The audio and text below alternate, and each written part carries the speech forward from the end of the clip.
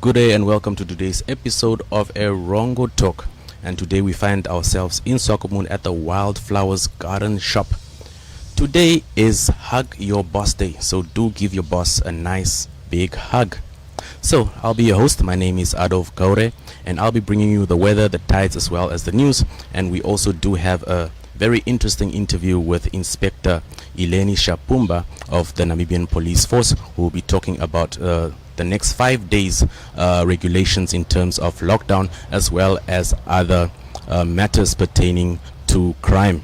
So do stay tuned. We'll be back right after this.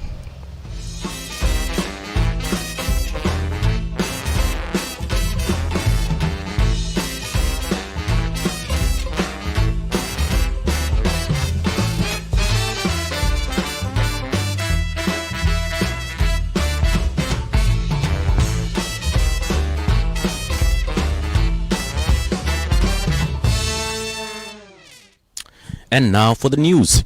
So the Bank Windhoek's Wales Administrator Paulina Eliphas has said that crisis has one thing in common, and that is crucial decisions matter. So she adds that the one lesson Namibians continue to learn while fighting the COVID-19 pandemic is the significance of being prepared for any eventualities. So she was quoted as saying, COVID-19 has also taught us that a well thought out plan is essential in life, as it allows us to adapt to constant changes in our life cycle. So one such plan that can speak on your behalf is a will. So Eliphas explains that a will is an essential document, and she's quoted as saying, it is a well thought through and planned out document which a person 16 years or older designates beneficiaries and instructs the distribution of their assets after their passing. For minors, a guardian oversees the will on their behalf. So she elaborated on a few benefits of what a will is, and you can catch this story on our website on www.erongo.com.na. So in economics news, in further economics news, the FNB house price index posted a contraction of 2.7% year on year at the end of June 2020, compared to contractions of 5.6% as well as 3.7% year on year recorded at the end of March 2020 and June 2019 respectively. So really some good news out there when it comes to housing. And this brings the national weighted average house price to 1.04 million at June 2020. So the house price gains were notable in the coastal and northern regions, registering growth of 8% as well as 6% year on year respectively. So the house price in the coastal region have remained buoyant, recording growth of 8% year on year at the end of June 2020, compared to a contraction of 11.7% year on year a year ago, according to information contained in the FNB house price index. So really good news for people who are willing or who are planning to buy a house in these two regions.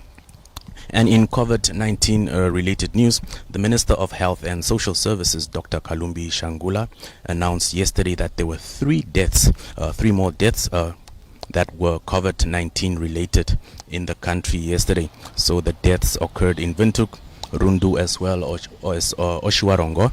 The minister also announced 115 new COVID-19 positive cases from 1,228 samples received from laboratories, so 62 of which are male while 53 are female. And sadly enough, the youngest patient was only 17 days old, while the eldest was 69 years old. So that was the news. Catch you on the flip side.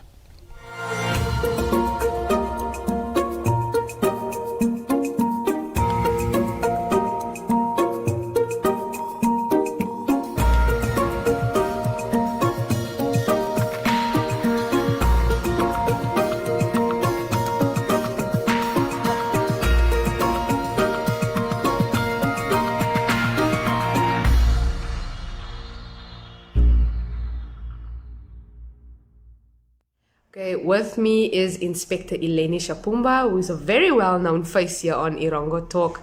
He's the Community Affairs Commander for the Erongo Regional Police. How are you this morning, Inspector? Fine. We thank God. Yes, definitely. Now, Inspector, we have new regulations, lockdown regulations in place for the next 5 days. Can we maybe just please touch on that for us? Yes, I can rather say we have relaxed regulations in place. And everything have changed, so to say. However, the usual protocols regarding the safety precautions in terms of regulations, safety precautions, how to protect yourself from the virus, remains intact, and they are still relevant. We have reduced the time of curfew from 2000 hours to 2200 hours until 5 o'clock the next morning. Yes. We have removed the roadblocks that we had, and that is in terms of restrictions. So we only have one roadblock that is standing now, and that is the roadblock from on C14 Dole. The purpose of that roadblock is to control the movement of trucks that are coming in and those that are going out, to ensure that the cross-border trucks in particular are taken or directed to the temporary truck port. Yes. The rest are fine. Everything is up to us as citizens to ensure that we embrace the measures that are there. We understand, yes, the numbers are reducing in terms of reported cases, but we have a responsibility to make sure that they are eliminated, they have ceased completely. We do not have, at least we should not have numbers of people being infected. That is our hope. But we need to thank ourselves, we need to be grateful for the status at which we found ourselves, or the region found ourselves. We were once as an epicenter of the virus, and we are now among those regions that are recording fewer cases on a daily basis. So that is something that we need to appreciate. Yes, and definitely. Really, and to be proud of as citizens of this region. Definitely. And then, sir, with the new regulations, we can gather with 50 and less people. So just something on that, sir. Yes. As I said, we have relaxed regulations in place. Many things have been changed. And in terms of gathering, we have you are allowed to gather up to 50 people. That even those people that have been coming to us pleading that we should allow about 25 people together, it's now their chance to do that. But being given that, it does not mean we should now become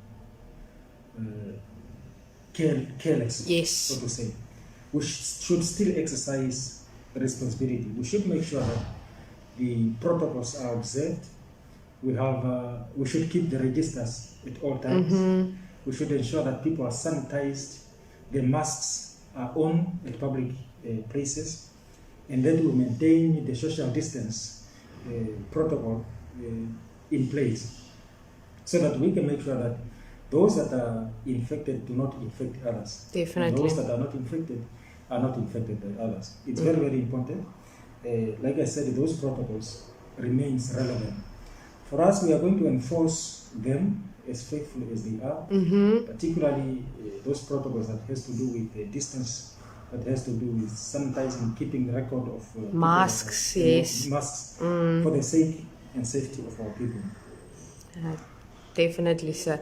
Now, sir, we just reflect back on the past 2 weeks concerning crime, behavior of the public. How has it been? How has the situation on the ground been? Yes, indeed, the situation has been and is still stable. We do not have too much movement that are not necessary, that are not of good intention. Yes. I can say we do not have demonstrations. We do not have people fighting one another. We observed a significant reduction in terms of cases for the past weeks when we had the curfew, because we could control even those that had the intention to go and commit crimes. However, we observe also increase, particularly during the course of this weekend, a spike in cases. We can talk about assault-related cases, Ah. housebreaking, economic crimes are also picking up slowly. So we need to remind people to say, in as much as we are relaxing the regulations, for us as law enforcement officials, we should remind ourselves to say we need to tighten, we need to remain vigilant so that we can protect the communities, their lives and their properties, but the public also themselves should also not relax. We have members of the public that are involved in crime combating activities. We are inviting them to revitalize themselves. Yes. Let them come on board. Let us fight the crime together. In as much as the regulations are relaxing, you don't see police officers or law enforcement officials coming to you to tell you, go home, don't be on the street, don't do A, B, C, and Z.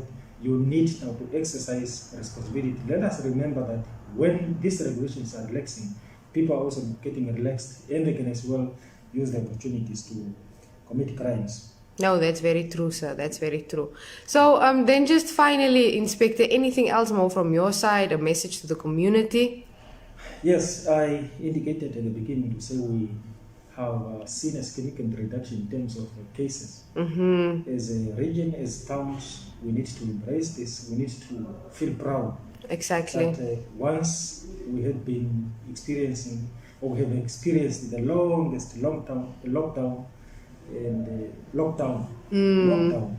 actually in the country. So we should be the best people that are equipped in terms of self-protection Yes. against this virus. We are the best protector of ourselves because we have been exposed to that for too long.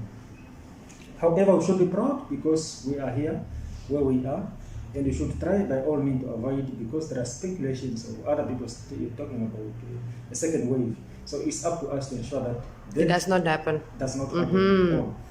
However, we are informed on a daily basis that the cases involving male or the males are most affected or infected compared to our sisters, actually. And that is natural because when you go on the streets, you must find male persons there. Maybe find 2 or 3 female, but most of them are male that we normally chase, go home, do A, B, C, and Z. And those are the people that are looking for the virus. It's clear that the virus does not fly. We look for Yes. it, looking at the statistics.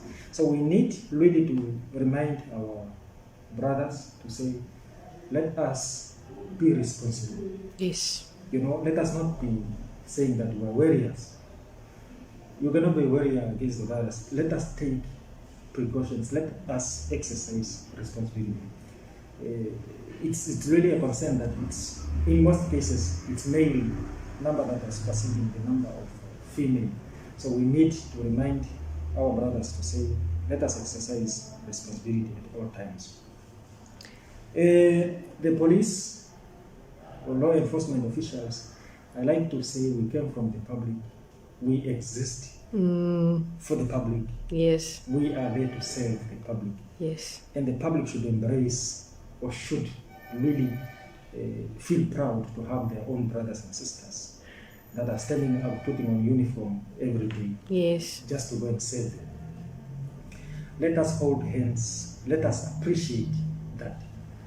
Again, the law enforcement officials, we say we exist for nothing but just to serve the Namibian people and the citizens or inhabitants of the Erongo region.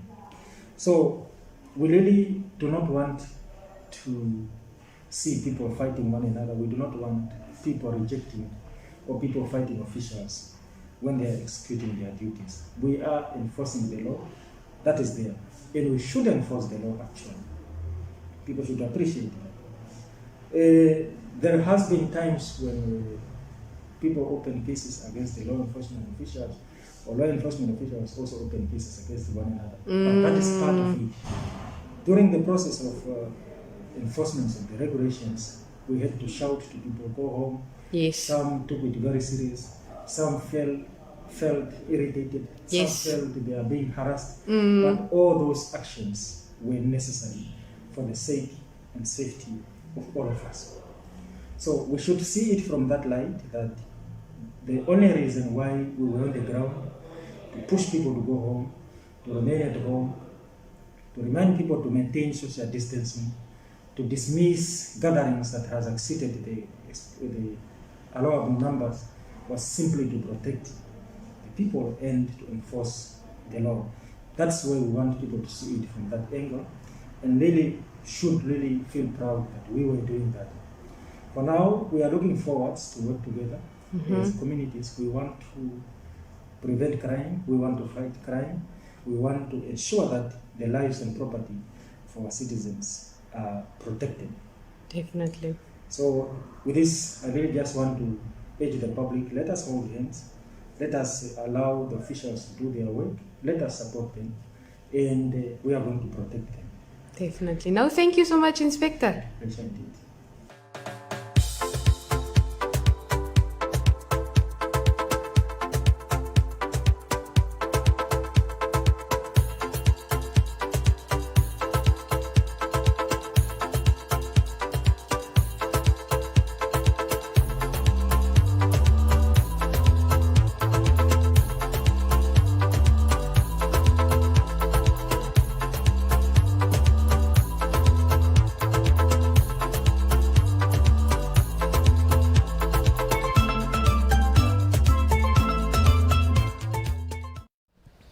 It is now time for the weather and tides, and starting off with the tides, we had a low tide at 5 minutes past 7, and we'll have a high tide later at about 1:30 in the afternoon.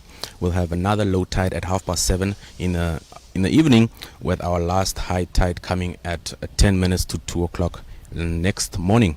So the weather conditions for Walvis Bay is that we had a sunrise at 1 minute past 7 o'clock this morning, with the sunset coming at 4 minutes to 7 in the evening. The maximum temperatures for today for Walvis Bay is 18 degrees Celsius, and the wind will be a southwesterly wind direction.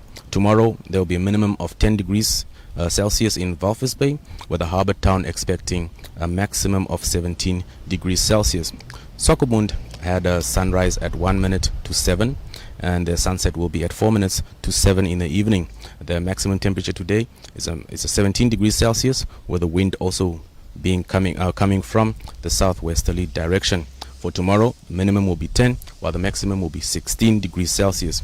Henty's Bay, the sunrise was at 7 this morning, with the sunset being at about 3 minutes to 7 o'clock later this evening. The maximum temperature for today will be 16 degrees Celsius, with the wind direction coming from the south.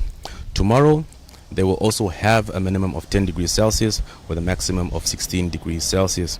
Moving further inland, Arandas had a sunrise this morning at 3 minutes past 7, and the sunset will be coming at around about 6 minutes to 7 in the evening.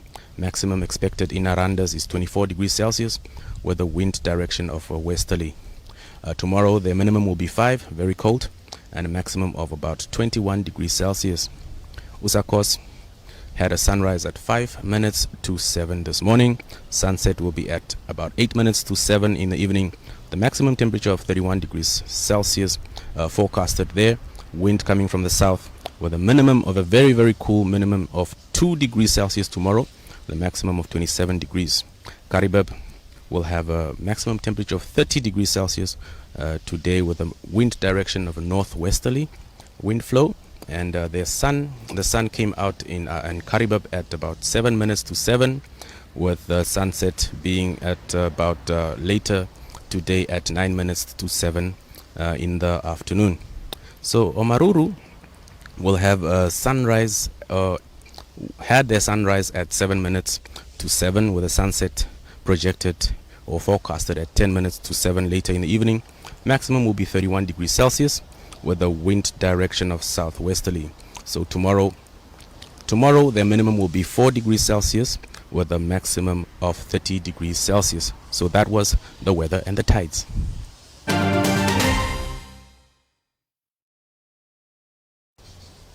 And that is the end of today's episode of Erongo Talk. But do not despair, we're still available on social media, on Instagram, Facebook, as well as on Twitter. And on Facebook, we do have over 65,000 followers as well. So very good opportunity for corporates to engage with us in that manner. So tomorrow Erongo Talk will be coming to you all the way from Walvis Bay, and my colleague Leandria Lowe will be presenting that particular show.